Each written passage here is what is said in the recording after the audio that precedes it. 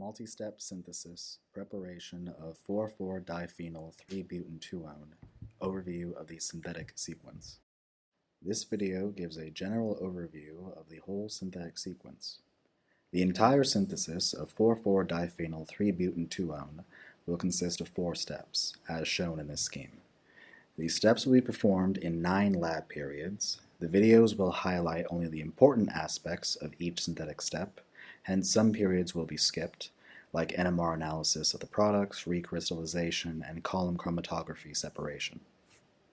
Overall, step 1 is done in 3 periods: protection of the carbonyl group, distillation of toluene, and NMR analysis. Period 1 and part of period 2 will be shown in a separate video. The first step is the protection of the carbonyl group, the keto group, of the ethyl acetoacetate to ensure that only the ester group reacts with the Grignard reagent in the next step. As a result, a cyclic ketal, analogous to cyclic acetyl, is formed. Under acidic conditions with an excess of alcohol, ketones and aldehydes correspondingly form ketals or acetyls, while under basic conditions, hemiketals or hemiacetyls are formed. For the detailed explanation of the mechanism, consult Carty's text, Chapter 18, pages 869 to 871. This slide shows a general mechanism of cyclic ketal formation. An acidic catalysis, pyrrolutoluene sulfonic acid in our case, is required to activate the carbonyl group towards the attack of ethylene glycol, which is a weak nucleophile. Since ethylene glycol has 2 hydroxyl groups, an excess of alcohol is not required. During the course of this reaction, multiple instances of proton transfer occur. Some bases should remove the extra proton. Under acidic conditions, water or unreacted ethylene glycol will serve as a base. A protonated hydroxyl group is a good leaving group, and when it leaves, the second nucleophilic attack becomes possible. Based on the stoichiometry of this reaction, the amount of water formed during the reaction is equal to the amount of starting ethyl acetoacetate. To shift the equilibrium of the reaction towards the products, we will use Le Chatelier's principle with regards to the removal of water, one of the products.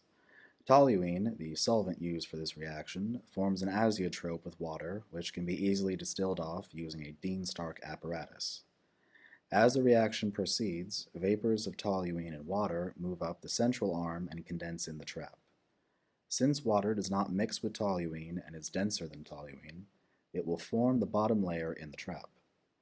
Dried toluene, meaning free of water, will form the top layer and eventually flow back to the reaction flask.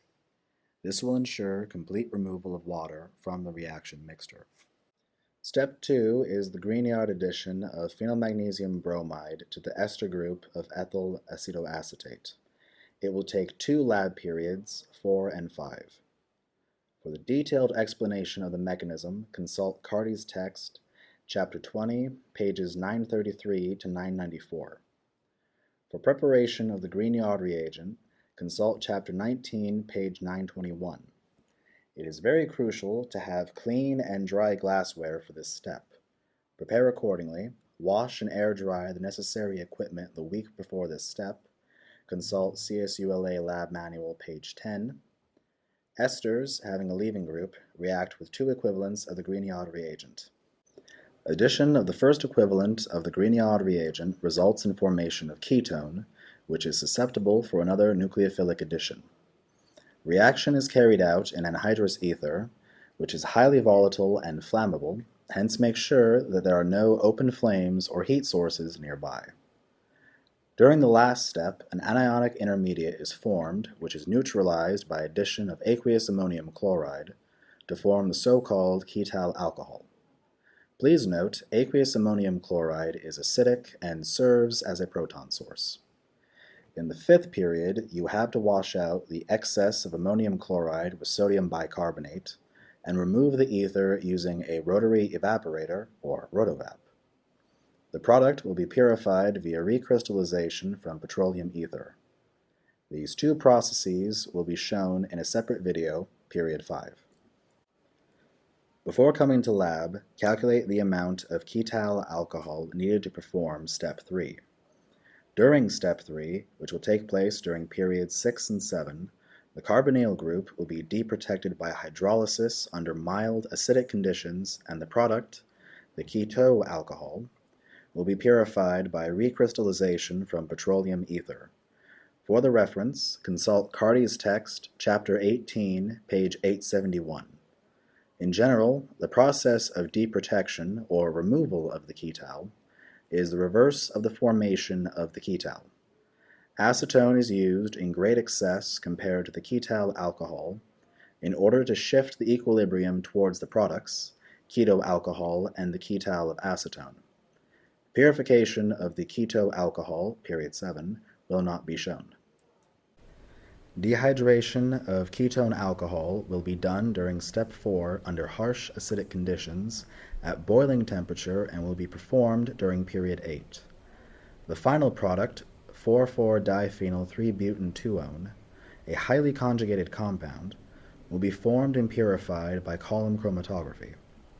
Products of this type are called an alpha-beta unsaturated carbonyl compound, since the carbon-carbon double bond is one bond apart from the carbonyl group. The process of purification will not be shown. For the general idea on how to perform column chromatography separation, watch the video from OChem 1 semester, Lab 5 aldol reaction and column chromatography separation.